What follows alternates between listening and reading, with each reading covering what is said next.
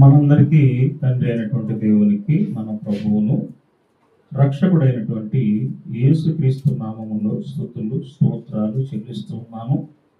యేసుక్రీస్తు రక్తంలో కడగబడినటువంటి మీ అందరికీ కూడా ప్రభు అయినటువంటి యేసుక్రీస్తు నామములో నా యొక్క వందనాలు మరియు శుభములు మీకు మీ కుటుంబాలకు నేను తెలియజేస్తూ ఉన్నాను. ఈ ఉదయకాల సమయములో దేవుని యొక్క వాక్యము నుండి కొన్ని లేఖనాలు ఈరోజు మనం మరి జాగ్రత్తగా పరిశోధన చేసి జాగ్రత్తగా తెలుసుకునేటువంటి ప్రయత్నం చేద్దాం. ఎందుకంటే ఈరోజు మనం ఆలోచన చేస్తే పరిశుద్ధ గ్రంథంలో గర్భఫలము దేవుడిచ్చు బహుమానం అని చెప్పబడింది. గర్భఫలము దేవుడిచ్చేటువంటి బహుమానం అంటే ప్రపంచంలో ఎవరు ఇవ్వలేనటువంటి గొప్ప బహుమానము గర్భఫలం అన్నమాట. ఈ గర్భఫలం దేవుని కొరకు దేవుని యొక్క మరి యొక్క సన్నిధిలో దేవుని భయభక్తులను మనం వారికి నేర్పించి దేవుని కొరకు వారిని పెంచాలి. దేవుని సేవకులుగా, సువార్థికులుగా, గాయకులుగా, ప్రార్థనా పరులుగా, గొప్ప విశ్వాసులుగా వారిని మనము తీర్చిదిద్దవలసిన బాధ్యత తల్లిదండ్రులుగా మన మీద ఉన్నది. ఎందుకంటే దేవుడు వాక్యంలో చెప్పాడు, బాలుడు నడవలసిన త్రోవను వానికి నేర్పుము, వాడు పెరిగి పెద్దవాడు అయినప్పుడు దాని నుంచి తొలగిపోడు. అంటే ఏం చేయాలంటే మనం నేర్పించాలన్నమాట. ప్రార్థన చేయటం నేర్పించాలి, పాటలు పాడటం నేర్పించాలి, దేవుని వాక్యం చదవటం నేర్పించాలి. దేవుని యందు భయము భక్తి వారికి మనము నేర్పించగలిగినట్లయితే ఆ యొక్క మరి బోధలో వారు పెరగడానికి అవకాశం ఉంటుందని దేవుడు పరిశుద్ధ గ్రంథములో మనకు చాలా చక్కగా మనం చెప్తున్నాడు. అయితే మొదటిగా మనం చూస్తే పిల్లల ఎడల తల్లిదండ్రుల యొక్క బాధ్యత ఎలాంటిది? పిల్లల ఎడల తల్లిదండ్రుల యొక్క బాధ్యత ఎలాంటిది? మనం ఎలాంటి బాధ్యత కలిగి ఉంటున్నాము? మన యొక్క పిల్లల ఎడల మనము బాధ్యత కలిగి ఎంతవరకు ఎలాంటి బాధ్యతను మనము కలిగి ఉంటున్నాం అనేటువంటిది ఒకసారి ఆలోచించాలి. వారిని ఒక విధంగా మనం ఆలోచన చేస్తే జ్ఞానములో, దేవుని యొక్క జ్ఞానములో, లోక సంబంధమైన జ్ఞానములో చక్కగా వారిని మనము పెంచవలసిన వారమై మనం ఉంటున్నాం పిల్లరా. దేవుని యొక్క జ్ఞానములో, అలాగే ప్రార్థన యొక్క జీవితంలో వారిని గొప్పగా మనము మంచిగా మనం నేర్పించాలి. దేవుని యొక్క పాటలు పాడే విషయంలో చక్కగా వారికి మనం నేర్పించి దేవుని పాటలు పాడడానికి కూడా మనము వారిని ప్రేరేపించాలి. అలాగే దేవుని వాక్యాన్ని చదవడం కూడా దేవుని యొక్క సన్నిధిలో వారు కాలం గడపడానికి వారికి మనం అన్ని కూడా చాలా జాగ్రత్తగా మనము నేర్పించాలి పిల్లలు. అయితే పరిశుద్ధ గ్రంథంలో దేవుడు చెప్పినటువంటి ఒక మాటను కనుక మనం ఆలోచన చేస్తే పిల్లరా, ద్వితీయోపదేశ కాండము 6వ అధ్యాయము 6-7 వచనాలని మనము చదివి మనం అందులో ఉన్నటువంటి భావాన్ని మనం తెలుసుకునే ప్రయత్నం చేద్దాం. ద్వితీయోపదేశ కాండము 6వ అధ్యాయము 6-7 వచనాలు. ద్వితీయోపదేశ కాండము 6వ అధ్యాయము 6-7 వచనాలు చదువుకుందాం. నేను నేను మీకు ఆజ్ఞాపించి ఈ మాటలను నీ హృదయంలో ఉండవలను, నీవు నీ కుమారులను వాటిని అభ్యసింపచేసి నీ ఇంట కూర్చున్నప్పుడు, త్రోవను నడుచున్నప్పుడు, పండుకున్నప్పుడు, లేచినప్పుడు వాటిని గూర్చి మాట్లాడవలను, సూచనగా వాటిని నీ చేతికి. అంటే దేవుని వాక్యము మన పిల్లలకు బోధించడానికి సమయాన్ని చెప్పాడు. ఈరోజు యొక్క అధునాతనమైనటువంటి ఒక విధంగా మనము సోషల్ మీడియాలో ఈరోజు ఈ మొబైల్ ఫోన్లు వచ్చిన తర్వాత రాత్రనక పగలనక నిద్రాహారాలు లేకుండా బిడ్డలు ఏం చేస్తున్నారంటే వాటిలో వచ్చే చిత్ర విచిత్రాలను వారు చూస్తూ ఉంటున్నారు అన్నమాట. సమయం అసలు వాళ్ళకి తెలియటం లేదు. ఎంత సమయం చూస్తున్నారో తెలియటం లేదు. భోజనం చేస్తున్నప్పుడు ఆ వాటిని వీక్షించడం మూలంగా ఆహారం రుచిగా ఉందా తెలియటం లేదు, ఆహారం రుచిగా లేదా వారికి తెలియటం లేదు పిల్లరా. రాత్రికాల సమయాల్లో వాటిని చూస్తూ ఉన్నప్పుడు సమయాన్ని కూడా వారు మర్చిపోతూ ఉన్నారు. అంటే నిద్ర అనేటువంటిది వారికి తగ్గిపోతూ ఉంది. ఎప్పుడైతే బిడ్డల్లో ఈ నిద్ర అనేది తగ్గిపోతూ ఉందో వారిలో రోగ నిరోధక శక్తి కూడా తగ్గిపోతూ ఉంటుంది. అంటే ఇందులో లాభం ఉన్నది, ఇందులో నష్టం కూడా ఉన్నది. మనం ఎందుకంటే పిల్లల చేతికి మనం ఇచ్చేస్తే పిల్లలు వీటిని ఆడుకుంటూ ఉంటారు, మన పనులు మనం చేసుకుందాం అని అనుకుంటూ ఉన్నాం. అది పిల్లల యొక్క మెదడు మీద ప్రభావాన్ని చూపిస్తూ ఉంటున్నది. మొత్తం దానికి ఎడిక్ట్ అయిపోయి పిల్లలు వాళ్ళ ఈ మొబైల్ ఫోన్ ఇవ్వకపోతే ఆహారం తీసుకోకపోవడం, ఈ మొబైల్ ఫోన్ ఇవ్వకపోతే పనులు చేయకపోవడం, ఎంతో భయంకరమైన పరిస్థితుల్లో ఇవాళ ఉన్నటువంటి తరుణంలో దేవుడు పరిశుద్ధ గ్రంథంలో చాలా స్పష్టంగా చెప్పాడు. ఎందుకంటే నీ బిడ్డలు నీ ఇంట కూర్చుండినప్పుడు నువ్వు దేవుని వాక్యము వారికి బోధించాలి. అంటే దేవుని వాక్యం బోధించే సమయాన్ని దేవుడు మనకు చెబుతూ ఉంటున్నాడు. ఏం చేయాలట? మన పిల్లలు మన ఇంట కూర్చున్నప్పుడు దేవుని వాక్యము వారికి మనం చక్కగా బోధించాలి. రెండవది, పండుకొనినప్పుడు కూడా ఏవేవో మాటలు మాట్లాడుతూ ఉంటారు. పండుకొనినప్పుడు కూడా చూచునగా మనం ఏం చేయాలట? దేవుని మాటలు వారికి వినిపించాలి. తర్వాత త్రోవను వెళ్ళినప్పుడు అన్నాడు. అంటే ఎక్కడికైనా మనం వెళుతూ ఉన్నప్పుడు ఆ కొట్లు చూస్తూ ఉంటారు, ఆ బోర్డులు చూస్తూ ఉంటారు, చిత్రాలు చూసి ఏమిటిది అని మనం అడుగుతూ ఉంటారు. అలాంటి సందర్భంలో కూడా మనము సమయం ఉన్నప్పుడు అప్పుడు కూడా దేవుని వాక్యాన్ని మనం వారికి బోధించాలని దేవుడు మనకు చెప్తున్నాడు. తర్వాత లేచినప్పుడు, నిద్ర నుంచి లేచినప్పుడు కూడా మనము వారికి దేవుని వాక్యాన్ని బోధించడానికి 4 సమయాలు చెప్పాడు. పండుకున్నప్పుడు, రెండవది లేచినప్పుడు అన్నాడు. మూడవది ఏమంటున్నాడంటే, మూడవది మనం ఆలోచన చేస్తే త్రోవను వెళ్ళినప్పుడు, నాలుగవది మనం ఆలోచన చేస్తే నిద్రపోయి వారు లేచిన తర్వాత మనము వారికి దేవుని మాటలు ప్రకటించాలి. వాస్తవంగా పిల్లల్లో ఉన్న నైజం ఏంటంటే, ఏదైనా తిని ఆహారాన్ని వారు దాచుకుంటే ఉదయం లేచిన వెంటనే దాన్ని తినడానికి వారు ప్రయత్నం చేస్తూ ఉంటారు. వారి చేతిలో ఏదైనా ఆహారం పెట్టినప్పుడు పిల్లరా ఇక్కడ ఏం జరుగుతుందంటే, పిల్లరా ఆహారము ఎంత తొందరగా తినాలని తాపత్రమే వాళ్ళలో ఉంటుంది తప్ప ఇంకా వేరే ఇంటెన్షన్ అనేది బిడ్డల్లో ఏమి ఉండదు. అంటే వారి యొక్క పరిపక్వ స్థితి ఎటు తిప్పితే అటు తిరుగుతూ ఉంటుంది. అంటే ఆ దశలో మనం నేర్పిస్తే తప్పకుండా వాళ్ళు నేర్చుకునే ప్రయత్నం చేస్తారు. అప్పుడు దేవుని యొక్క భయం వారికి తెలుస్తుంది, భక్తి వారికి తెలుస్తుంది. భక్తి భావాలు కలిగి చెడు వ్యసనాలకు దూరంగా ఉంటారు, చెడు పనులకు దూరంగా ఉంటారు, వారిని వారు కాపాడుకుంటారు. అందుకనే మనము మన పిల్లల గుండెల మీద మనం చేసి ప్రశాంతంగా మనం పండుకోవాలంటే ఒకటే చెప్పాడు ఇక్కడ. ఒకటే చెప్పాడు, ఏమనంటే దేవుని యొక్క మాటలు మరి ఏమంటున్నాడు? ఇంట కూర్చున్నప్పుడు, రెండవది మరి త్రోవను వెళుతున్నప్పుడు, మూడవది తర్వాత నిద్ర పుడుతూ ఉన్నప్పుడు, నిద్ర లేచినప్పుడు కూడా చాలా జాగ్రత్తగా మనము దేవుని యొక్క మాటలు వారికి వినిపించాలి. ఈరోజు ఈ యొక్క దేవుని మాటలు చాలా మంది వినరండి. ఎందుకంటే చదువుకోమని మన తల్లిదండ్రులు ఎంత చెప్పినా కొన్ని సందర్భాల్లో మనం చదువుకోం. మంచి ఉద్యోగాలు రానప్పుడు మనం ఏమనుకుంటామంటే, అయ్యో మా తల్లిదండ్రులు అప్పుడు నాకు ఎంతో చెప్పారు, వినలేకపోయినాను, నా చదువు అవ్వలేదు, నేను చదువుకోలేదు కాబట్టి నాకు మంచి ఉద్యోగం ఈరోజు రాలేదు, నా స్థాయి ఇలా ఉంది అని వాళ్ళు బాధపడుతుంటారు. ఇలాంటి బాధను పడకుండా దేవుని సన్నిధిని వెళుతున్నటువంటి మనము తల్లిదండ్రులుగా మన బిడ్డలకు వీటిని ప్రతి సమయంలో కూడా మన పిల్లలకు దేవుని వాక్యాన్ని మనం బోధిస్తూ ఉండాలి. అప్పుడు నువ్వు నేర్పించిన బోధ నుంచి వారు తొలగిపోరు. నేర్పించకపోతే నేర్చుకోరు పిల్లరా, నేర్పించకపోతే నేర్చుకోరు. అందుకనే ఈరోజు చాలా జాగ్రత్తగా దేవుని యొక్క వాక్యములో మన పిల్లల ఎడల తల్లిదండ్రుల యొక్క బాధ్యత ఎలాంటిది అనేటువంటి విషయాన్ని నేను మీకు చాలా వివరంగా 2 మాటల్లో వివరిస్తూ ఉంటున్నాను. తరువాత మనం చూస్తే ద్వితీయోపదేశ కాండము 31వ అధ్యాయము 12-13 వచనాలు చదివి మనం ఇందులో ఉన్నటువంటి భావాన్ని తెలుసుకుందాం పిల్లరా. ద్వితీయోపదేశ కాండము 31వ అధ్యాయము 12-13 వచనాలు. నీ దేవుడైన యెహోవాకు భయపడి ఈ ధర్మశాస్త్ర వాక్యములన్నిటినీ అనుసరించి నడుచుకున్నట్లు పురుషులేమి, స్త్రీలేమి, పిల్లలేమి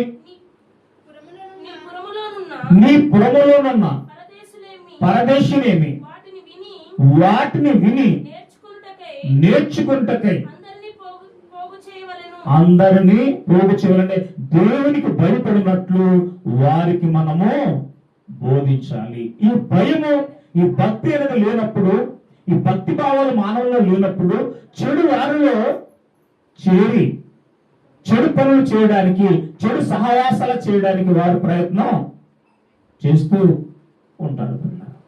అందుకనే మన బిడ్డల మార్గం తప్పిపోకుండా ఉండాలంటే తల్లిదండ్రులుగా మనము ఇదిగో ప్రతి సమయంలో కూడా వారికి దేవుని యొక్క వాక్యాన్ని మనము ఏం చేయాలట? దేవుని వాక్యాన్ని వారికి మనము బోధించాలని దేవుడు లేఖనములో మనకు చాలా స్పష్టంగా ఇక్కడ మనకు చెబుతూ ఉన్న విధానాన్ని చూస్తున్నాం. అంటే రెండు విషయాలు చెప్పాడు. పిల్లల ఎడల తల్లిదండ్రులుగా మన యొక్క బాధ్యత ఏంటంటే ప్రతి సమయమందు కూడా మన యొక్క పిల్లలకు దేవుని వాక్యాన్ని మనం బోధిస్తూనే ఉండాలి. రెండవది, దేవునికి భయపడినట్లుగా వారికి దేవుని మాటలు మనం వారికి బోధించాలి. పిల్ల చెప్పడం మన బాధ్యత. వాడు వినకపోయినా నువ్వు చెప్పాలి. కొన్నిసార్లు చెప్పిన తర్వాత అవగాహన చేసుకుని అర్థం చేసుకుని పిల్లరా వారి సన్మార్గంలోకి రావడానికి అవకాశం అనేది ఉంటుంది. చెప్పకపోతే వారికి ఎప్పటికీ అర్థం కాదు. నేర్పించకపోతే వారి జీవితంలో ఎప్పటికీ వారు నేర్చుకోలేరు. పిల్లరా ఇది దేవుని యొక్క పరలోక జ్ఞానం కలిగినటువంటి మాట. పరలోక సంబంధమైన జ్ఞానం మన పిల్లలు కలిగి ఉంటే లోక సంబంధమైన జ్ఞానము కూడా వారు అభ్యసించడానికి, నేర్చుకోవడానికి చాలా గొప్ప అవకాశం అనేది ఉంటుంది. ఎందుకు ఈరోజు పిల్లలు మార్గం తప్పిపోతున్నారు? ఎందుకు పిల్లలు వాళ్ళ మార్గం మరి తప్పి చెడు పనులు చేస్తున్నారు, చేయకూడనటువంటి భయంకరమైన పనులు చేస్తున్నారంటే దేవుని యందు వరకు భయం లేకపోవడం, దేవుని యందు వరకు భక్తి లేకపోవడం. ఆ భయభక్తులు తల్లిదండ్రులుగా మనం వారికి బోధించకపోవడం, దేవుని వాక్యంలో ఉన్న లేఖనాలు వారికి పరిపూర్ణంగా మనము అర్థమయ్యేలాగా చెప్పకపోవడం, బోధించకపోవడం మూలంగా వారు మార్గాన్ని తప్పిపోతూ ఉన్నారు. అందుకనే చెప్తున్నాడు, దేవునికి వారు భయపడినట్లుగా వారికి దేవుని యొక్క మాటలు మనము బోధించవలసిన అవసరత ఉన్నది. అందుకనే చాలా జాగ్రత్తగా మనము పరిశుద్ధ గ్రంథాన్ని ఇక్కడ మనము మరి పరిశోధన చేస్తూ చాలా జాగ్రత్తగా ఈ యొక్క విషయాలు మనము తెలుసుకుంటూ ఉన్నాం పిల్లరా. అయితే ఇక్కడ మనం ఆలోచన చేస్తే ద్వితీయోపదేశ కాండం 30 అధ్యాయం 2వ వచనంలో ఉన్న లేఖన భాగాన్ని మనం చదువుకోగలిగినట్లయితే, ద్వితీయోపదేశ కాండము 30 అధ్యాయము 2వ వచనం అండి. సమస్త జనముల మధ్యను వాటిని జ్ఞాపకము చేసుకొని నీ దేవుడైన యెహోవా వైపు తిరిగి నేడు నేను నీకు ఆజ్ఞాపించు సమస్తమును బట్టి నీ పూర్ణ హృదయముతోను నీ పూర్ణాత్మతోను ఆయన మాటను నీవును నీ సంతతి వారును వినిన యెడల నీ దేవుడైన యెహోవా చెరలో మిమ్మును తిరిగి రప్పించినట్టే వారు దేవుని మాటలు వినులాగున మనము దేవుని వాక్యము వారికి ప్రకటించాలి. దేవుని వాక్యం వారికి మనం బోధించాలి. కొన్ని పనులు చేస్తున్నప్పుడు అసలు మనం చేస్తున్నది ఏంటో పక్కవాడికి తెలియకుండా చేస్తూ ఉంటాం. చాలా సందర్భాలు పక్కవారికి కూడా ఏం జరుగుతుందో తెలియదు. ఇక్కడ అలా కాదు. ఇక్కడ చెప్తున్నాడు ఏమనంటే వారు దేవుని మాట తప్పనిసరిగా పెద్దవాళ్ళు కానీ, చిన్నవాళ్ళు కానీ, పిల్లలు కానీ, పరదేశీయులు కానీ వీరందరూ ఏం చేయాలట? దేవుని వాక్యాన్ని వినాలి. వినడం వలన జరిగేటువంటిది ఏంటి అంటే వినుట వలన విశ్వాసము కలుగును. వినుట క్రీస్తును గూర్చిన మాట వలన కలుగును. అంటే నీలో విశ్వాసం రావాలి, నీలో దేవుని యొక్క భయభక్తులు రావాలి అంటే తప్పకుండా మనము దేవుని యొక్క వాక్యమును, దేవుని యొక్క మాటలను మనం వినాలి. అవసరం లేని మాటలు 100 మాట్లాడుకుని కంటే అవసరమైన మాట ఒక్కటి మాట్లాడినా వారి ఆత్మీయ జీవితం ఎంతగానో బలపడుతూ ఉంది పిల్లలు. అందుకనే ఇక్కడ మనం ఆలోచన చేస్తే పిల్లల యొక్క బాధ్యత ఏంటి? తల్లిదండ్రుల ఎడల పిల్లల యొక్క బాధ్యత. ఎందుకంటే చాలా మంది ఈరోజు ఇవాళ తల్లిదండ్రులు వృద్ధాప్యంలోకి వచ్చిన తర్వాత తల్లిదండ్రులు భారమైపోయి ఇవాళ వారిని వృద్ధాశ్రమాల్లో వారిని చేర్పిస్తూ ఉన్నారు. అంటే చిన్నప్పుడు ఎలాగైతే మన పిల్లలు మనము వాళ్ళను పోషించామో సంరక్షించామో ఆ విధముగా మన యొక్క తల్లిదండ్రులు వృద్ధాప్యంలో వచ్చిన తర్వాత కూడా వారిని కూడా అదే విధంగా మనము చూడాలి. నాగరికత పెరిగింది. వాళ్ళ నాగరికత పెరిగిపోయిన తర్వాత ఈ నాగరికత ప్రపంచంలో తల్లిదండ్రులు పిల్లలకు ఏమైపోతున్నారట? భారమైపోతూ ఉన్నారు. అందుకనే మన ఇంట్లో పెట్టుకుని వాళ్ళకు భోజనం పెట్టలేక, వాళ్ళకు సపర్యలు చేయలేక, వారికి మంచి చెడు చూడలేక వారిని వృద్ధాశ్రమాల్లో చేర్పిస్తూ ఉన్నారు. నేను ఇక్కడికి 1990 సంవత్సరంలో రావడం జరిగింది. అప్పుడు ఎక్కడో ఆర్కోర హైదరాబాదులో వృద్ధాశ్రమాలు అనేటువంటివి చాలా తక్కువగా ఉండేవి. 10ల సంఖ్యలో ఉండేవో మరి 100ల సంఖ్యలో ఉండేవో తెలియదు. అప్రాక్సిమేట్లీ చెప్తున్నాను నేను, నాకు తెలిసిన లెక్క. ఎందుకు ఇంత వృద్ధాశ్రమాలంటే వయసు పెరిగిన తర్వాత, ముసలితనం వచ్చిన తర్వాత వాళ్ళకి ఆహారం పెట్టడానికి, వాళ్ళ ఆలనా పాలన చూడడం బిడ్డలకు అది కష్టతరం అయిపోతుంది కాబట్టి వాళ్ళని తీసుకెళ్లి వృద్ధాశ్రమాల్లో వారిని చేర్పించేస్తూ ఉన్నారు. అందుకనే ఇలాంటి పరిస్థితి క్రైస్తవుల కుటుంబాల్లో జరగకుండా ఉండాలంటే మొట్టమొదట మనము వారికి దేవుని యొక్క మాటలు ఏం చేయాలట? నేర్పించాలి. తప్పనిసరిగా దేవుని యొక్క మాటలు మన పిల్లలు వినాలి. పిల్లలకు చెప్తున్నాడు, పిల్లలు ఏం చేయాలట? తప్పకుండా దేవుని మాటలు వినాలి. మొట్టమొదట దేవుని యొక్క మాటలు. ఇవాళ ఒక ఉన్నతమైన స్థానానికి మనం వెళ్ళాలి, ఉన్నతమైన స్థాయిలో మనం ఉండాలి అంటే తప్పకుండా మనము దేవుని యొక్క మాటలు మనం వినాలని దేవుడు మరి పరిశుద్ధ గ్రంథంలో చాలా స్పష్టంగా చెబుతుంటున్నాడు. రెండవదిగా సామెతల గ్రంథం 24వ అధ్యాయము 21వ వచనంలో వ్రాయబడిన లేఖన భాగాన్ని మనం చూడగలిగినట్లయితే, సామెతల గ్రంథం 24వ అధ్యాయం 12వ వచనం, 21వ వచనం అండి. సామెతల గ్రంథం 24:21, నా కుమారుడా యెహోవాను గణపరచుము, రాజును గణపరచుము, అలాగు చేయి వారికి. ఏమండి? అలాగా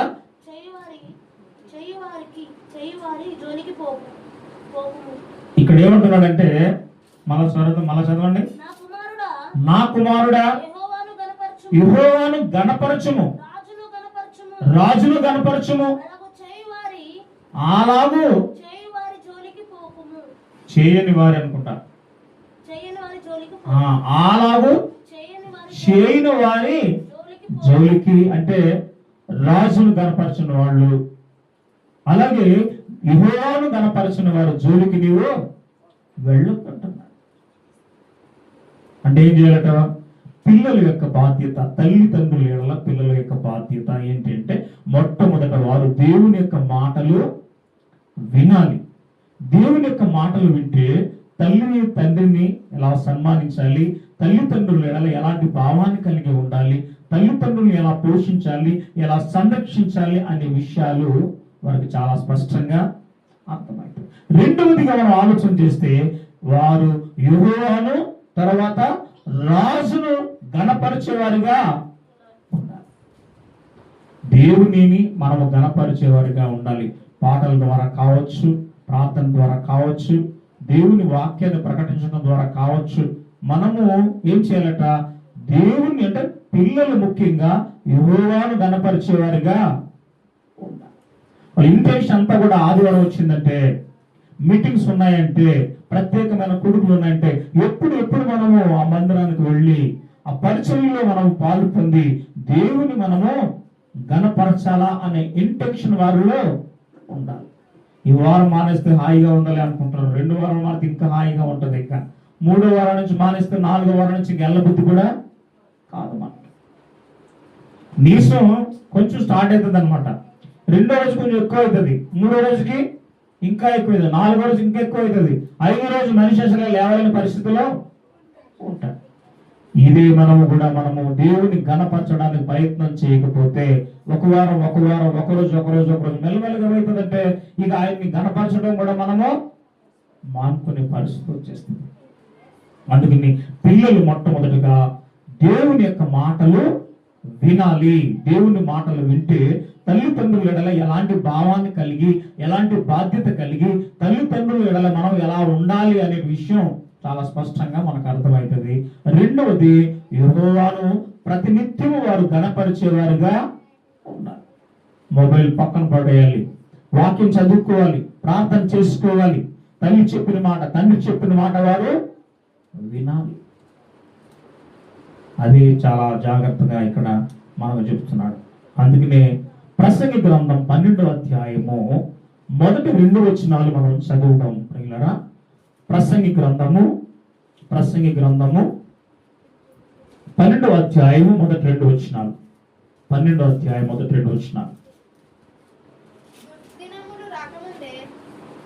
దుర్దినములు రాకముందే ఇప్పుడు వాటి యందు నాకు సంతోషం లేదని నీవు చెప్పు సంవత్సరములు రాకముందే తేజస్సునకు సూర్య చంద్ర నక్షత్రములకు చీకటి కమ్మకముందే వాన వెలిసిన తరువాత సృష్టికర్తను చదవండి. నీ బాల్యదినములందే నువ్వు సృష్టికర్తను స్మరణకు, అంటే పిల్లలు తమ సృష్టికర్తను జ్ఞాపకం చేసుకోవాలి. పిల్లలు తమ సృష్టికర్త అంటే తండ్రి అయినటువంటి దేవుని, తండ్రి అయినటువంటి యెహోవాను జ్ఞాపకం చేసుకోవాలి. దేవుడు సర్వంతర్యామి, సకల సృష్టిలో సమస్తాన్ని ఆయన కలిగించిన దేవుడు. ఆయన ఎంత గొప్పవాడో, నిన్ను నన్ను ఎలా కాపాడగలడు, ప్రపంచంలో ఉన్న ప్రతి ఒక్కరిని ఎలా కాపాడగలడు, ఎన్నో గొప్ప విషయాలు పరిశుద్ధ గ్రంథంలో చాలా స్పష్టంగా పిల్లరా వ్రాయబడ్డాయి. ఇవి నీకు తెలియాలంటే ఏమంటున్నాడంటే, బాల్యదినములందే నీవు సృష్టికర్తల స్మరణకు తెచ్చుకోవాలంటే ఎప్పటి నుంచి నేర్చుకోవాలి దేవుని యొక్క మాటలు? బాల్య దశలో చిన్న పిల్లలుగా ఉన్నప్పటి నుంచే నేర్చుకోవాలి. మనకు తెలుసు నానుడి, మొక్కై వంగనిదే మానే వంగున. మొక్కై ఉండగా ఎలా వంచితే అలా వంగుతుంది, మానిన తర్వాత వంచితే మొక్క ఇరిగిపోతుంది అన్నమాట. ఇప్పుడు ఇరిగిపోకూడదు. ఎలా ఉండాలి? ఫలించేటువంటి ఒక కొమ్మ వల్లే, ఫలించేటువంటి ఒక చెట్టు వల్ల ఉండాలంటే బాల్య దినములందే సృష్టికర్తను స్మరణకు తెచ్చుకునే విధంగా బిడ్డలు దేవుని యొక్క మాటలు నేర్చుకోవాలి, దేవుని యొక్క సన్నిధిలో గడపాలి. ఇవాళ ఐఏఎస్ ఆఫీసర్లు కావచ్చు, పెద్ద పెద్ద ఉన్నతమైనటువంటి పొజిషన్లో ఉన్న వాళ్ళు కావచ్చు, మందిరంలోకి వచ్చి పరిచయం చేస్తూ ఉంటారు. ఎందుకు తెలుసా? దేవుని కృప వారికి తోడై ఉండాలి. దేవుని యొక్క సేవలో వారి సేవను, అంటే అది కూడా ఒక సేవ, వాక్యం చెప్పడమే కాదు, ప్రార్థన చేయటమే కాదు, అందులో ఎందుకంటే చాలా ఉన్నాయి. ఎందుకంటే కొంతమంది రావడానికి ముందు ఇదంతా పరిశుభ్రంగా దీన్ని మనము క్లీన్ చేసి దీన్ని కడిగి చైర్లు వేయడం, కార్పెట్లు వేయడం, ఇవన్నీ ఆ పనిలో, దేవుని యొక్క పనిలో అది ఒక భాగం. అందుకనే ఇక్కడ ఏమంటున్నాడంటే, పిల్లలు వారి బాధ్యత చెప్తున్నాడు. మొట్టమొదట పిల్లలు ఏం చేయాలంట? దేవుని మాటలు వినాలి. విని వాటిని చాలా శ్రద్ధగా వారు నేర్చుకుంటే తల్లిదండ్రుల యొక్క వారి ఎడల వారి యొక్క బాధ్యత ఏంటో, వారు ఎలా ఉండాలి, ఎలా వారిని సన్మానించాలి, ఆ విషయాలన్నీ కూడా చాలా అర్థమవుతాయి. రెండవది, యెహోవాను వారు ప్రతినిత్యము గణపరిచేవారుగా ఉండాలి. రెండవది. మూడవది, బాల్యదినములందే సృష్టికర్తను స్మరణకు తెచ్చుకునేవారుగా పిల్లలు ఉండాలని చెప్తున్నాడు. పిల్లల బాధ్యత చెప్తున్నాడు. తల్లిదండ్రుల నాకు ఎలాంటి బాధ్యత లేదు ఈరోజు అని చాలా మంది చెబుతున్నటువంటి తరుణంలో ఎందుకు బాధ్యత లేదు? దేవుడు చాలా స్పష్టంగా ఆనాటి నుంచి ఈనాటి వరకు తన పిల్లలకు చాలా స్పష్టంగా పరిశుద్ధ గ్రంథంలో మరి మనకు చాలా వివరంగా వివరిస్తుంటున్నాడు. పిల్లరా, ఒకసారి ఆలోచన చేస్తే సామెతల గ్రంథం 6వ అధ్యాయం 20 వచనం అండి. సామెతల గ్రంథం 6వ అధ్యాయము 20 వచనం చూద్దామా? నా కుమారుడా, నీ తండ్రి ఆజ్ఞలను గైకొనుము, నీ తల్లి ఉపదేశమును త్రోసివేయకము అంటే తండ్రి చెప్పే మాట, తల్లి చెప్పే మాట మనము చాలా శ్రద్ధగా వినాలి. పిల్ల, నాకెందుకు చెప్తున్నావు, నేనెందుకు చెయ్యాలి అని ఎదిరించి మనము మాట్లాడకూడదు. ఇది దేవుని యొక్క జ్ఞానం, దేవుని యొక్క మాటలు, దేవుని వాక్యపు వెలుగులో నువ్వు ఎలా బ్రతికితే నువ్వు ధన్యుడివో ఇక్కడ చాలా స్పష్టంగా దేవుడు మనకు వ్రాస్తూ ఉంటున్నాడు. పిల్లల, అది చెప్తున్నాడు, వారు తమ తల్లిదండ్రుల ఆజ్ఞలను వారు గైకొనేవారుగా, అంటే తల్లి యొక్క మాట, తండ్రి యొక్క మాట వినేవారుగా ఉండాలి. తల్లిదండ్రులు ఎప్పుడు కూడా బిడ్డల యొక్క క్షేమం కొరకే వాళ్ళు చెప్తారు, వాళ్ళు మంచి కొరకే చెప్తారు. ఇప్పుడు బిడ్డలు చెడిపోవాలని ఏ తల్లిదండ్రులు కోరుకోరు. వారి పరిస్థితులు బాగాలేకపోయినా వారి యొక్క బిడ్డల పరిస్థితి చాలా బాగుండాలని వారు కోరుకుంటూ ఉంటారు. అలాంటప్పుడు విసుగు చెందకుండా, అలాంటప్పుడు మనం కోపపడకుండా ఎందుకు చెప్పారో చాలా జాగ్రత్తగా ఆలోచన చేస్తే అర్థమవుతూ ఉంటుంది. లేకపోతే మనకు అర్థం కాదు.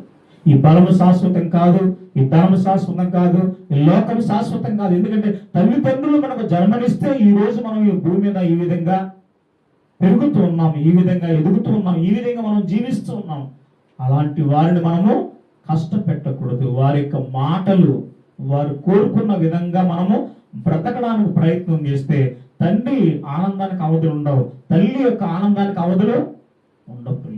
మరి వాళ్ళను తల్లిదండ్రులు మనము వారి యొక్క మాటలు గైకొని వారిగా ఉన్నామా, లేకపోతే వారి మాటలను పెడచెవులు పెట్టేవారిగా మనము ఉన్నామా? మరి వారి మాటలు పెడచెవులు పెడితే మార్గం తప్పిపోతాం, చెడు వ్యసనాలకు బానిసలైపోతాం, లోకంలో భయంకరమైన జీవితాన్ని మనం జీవిస్తూ దేవునికి ఆయాసకరమైన బ్రతుకు మనలో ఉంటుంది. అలా ఉండకుండా నువ్వు తల్లి మాట వినాలి, తండ్రి మాట వినాలి, తల్లి నువ్వు కష్టపెట్టకూడదు అని దేవుడు చాలా స్పష్టంగా పరిశుద్ధ గ్రంథములో దేవుడు మనకు చాలా వివరంగా వ్రాస్తూ ఉన్నాడు. పిల్లలు, మనం ఒకసారి ఆలోచన చేస్తే హెబ్రీయులకు రాసిన పత్రిక 12వ అధ్యాయము, హెబ్రీయులకు రాసిన పత్రిక 12వ అధ్యాయం 9వ వచనం అండి. అపోస్తలుడైనటువంటి పౌలు హెబ్రీయులకు రాసిన పత్రిక 12వ అధ్యాయం 9వ వచనం. అపోస్తలుడైనటువంటి పౌలు హెబ్రీయులకు రాసిన పత్రిక 12వ అధ్యాయం 9వ వచనం. మరియు శరీర సంబంధమైన తండ్రులు మనకు శిక్షకులై ఉండిరి, వారి యందు భయభక్తులు కలిగి ఉంటిమి. అట్లయితే ఆత్మలకు తండ్రి అయిన వానికి మరి ఎక్కువగా లోబడి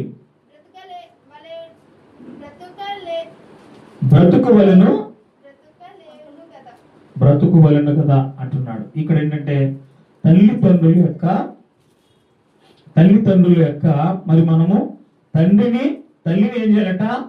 సన్మానించాలి. మనందరికి తెలుసు, అపోస్తలుడైన పౌలు ఎఫెసీయులకు రాసిన పత్రిక 6:2లో నీవు దీర్ఘాయుష్మంతుడైనట్లు నీ తల్లిని తండ్రిని సన్మానించుము, నీ తల్లిని తండ్రిని సన్మానించు. అందుకని ఇక్కడ చెప్తున్నటువంటి మాట ఏంటి అని అంటే, వారు తమ తండ్రిని తల్లిని ఏం చేయాలట? సన్మానించాలి, వారి యొక్క మాటలు వినాలి. దేవుని యొక్క మాటలు వినండి, మీరు మీకు ఎంతో ప్రయోజనకరం. దేవుని మాటలు వినండి మీరు, అది ఎంతో మీ జీవితంలో మీకు లాభము, ఒక ఉన్నతమైనటువంటి స్థితికి మీరు చేరుకోవడానికి ఎంతగానో ఇది మనకు మార్గదర్శకంగా ఉంటుంది. అందుకని ప్రతినిత్యము మన యొక్క ఎన్నో జాగ్రత్తలు చెబుతున్నారు. మన మంచిని మరి కోరుకుంటూ, మన అభివృద్ధిని వారు కోరుకుంటూ అహర్నిశలు మన కొరకు కష్టపడుతున్నటువంటి తల్లిదండ్రుల ఎడల ఒక మంచి యొక్క ఆలోచన మనము కలిగి ఉండాలని దేవుడు చాలా స్పష్టంగా పరిశుద్ధ గ్రంథంలో చెప్తున్నాడు. ఎందుకంటే మన యొక్క బాధ్యతలు ఇవి. పిల్లల యొక్క బాధ్యత, తల్లిదండ్రుల ఎడల పిల్లల యొక్క బాధ్యత ఎంతవరకు మనం కలిగి ఉంటున్నాము, బాధ్యత కలిగి మనం బ్రతుకుతూ ఉన్నాం అనేది ఆలోచించాలి. ఏది చెప్పినా కోప్పడడం, ఏది చెప్పినా ఎందుకంటే చాలా సీరియస్ అయిపోవడం, ఏది చెప్పినా మన అలగడం, కోపగించుకోవడం, అంటే వారి మాటలు నీకు రుచించటం లేదు, వారి యొక్క మాటలు నీకు ఏవైపు వ్యతిరేకమైన విధానంలో నువ్వు అర్థం చేసుకుంటూ ఉన్నావు. ఒక విధంగా ఆలోచన చేస్తే, అందుకని దేవుడు చెప్పాడు, ఒక్కటే చెప్పాడు ఇక్కడ పరిశుద్ధ గ్రంథంలో చెప్పిన మాట, తండ్రిని తల్లిని మనము సన్మానించేవారిగా మనం ఉండాలి. అప్పుడు భూమి మీద మనము దీర్ఘాయుష్మంతులుగా మనం బ్రతుకుతాం. హార్లిక్స్, బోర్న్విటా, ఇంకా ఏవో ఉన్నాయి, మాల్టోవా, గీల్టోవా, ఇవన్నీ మనం తాగేస్తే ఏదో మనకు ఆయుష్ పెరిగిపోతాను అనుకోవద్దు. ఎందుకంటే నీకు జన్మనిచ్చిన నీ తల్లి, నీ తండ్రి ఎప్పుడు నీ యొక్క బాగునే కోరుకుంటారు, నీ యొక్క అభివృద్ధినే వారు కోరుకుంటారు. ఎన్నో త్యాగాలు చేసి ఎన్నో విధాలుగా సఫర్ అవుతూ కూడా నిన్ను ఒక ఉన్నతమైనటువంటి స్థితిలో చూడాలని, ఒక ఉన్నతమైనటువంటి ఒక రీతిలో బ్రతకాలని అహర్నిశలు నీ వెనుకనికి వెన్నెముకగా నీకు సపోర్ట్ ఇస్తూ నిన్ను వారు పెంచి పోషిస్తున్నటువంటి తల్లి తండ్రుల ఎడల మనము ఎలా ఉండాలట? వారిని సన్మానించేవారు. అంటే సన్మానించడం అంటే దండేసి మనము దండం పెట్టడం కాదు. వారు ఎలాగైతే బ్రతకాలని అనుకున్నారో, ఏ స్థాయికైతే వారు వెళ్ళాలని అనుకున్నారో ఆ స్థాయికి వెళ్ళడానికి నీవు నీ శాయశక్తులను ప్రయత్నం చేయాలి. దానికి వారి అండదండలు ఎప్పుడూ నీకు ఉంటూనే ఉంటాయి. పిల్లల యొక్క బాధ్యత, ఈ బాధ్యతలు మనం మర్చిపోతున్నాం. అంటే కోపాలు చేస్తున్నాయి, ఆ అంటే మనకు బీపీలు పెరిగిపోతున్నాయి. అంటే చిరాకు పడటం, ఆ అంటే చిరాకు పడటం తల్లిదండ్రుల మీద. అంటే తల్లిదండ్రులు మనము సన్మానించేవారిగా మనం ఉండడం లేదు. వారి యొక్క మాటలు దయకునేవారిగా మనము ఉండలేకపోతున్నాం. ఎందుకంటే దేవుని ఉపదేశాన్ని వినకపోతే మనకు కలిగేటువంటి నష్టం. ఇంకా మనం కొంచెం ముందుకు వెళ్ళి మనం పరిశుద్ధ గ్రంథంలో పిల్లరా మనం ఒకసారి ఆలోచన చేయగలిగినట్లయితే, పిల్లరా ఇదిగో మనం చూద్దాం. మరి 1 తిమోతి 5వ అధ్యాయము, తిమోతి రాసిన మొదటి పత్రిక 5వ అధ్యాయము 4వ వచనం చూద్దాం పిల్లరా.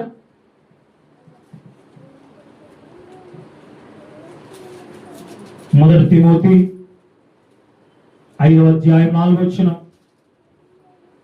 తిమోతి రాసిన మొదటి పత్రిక 5వ అధ్యాయం 4వ వచనం.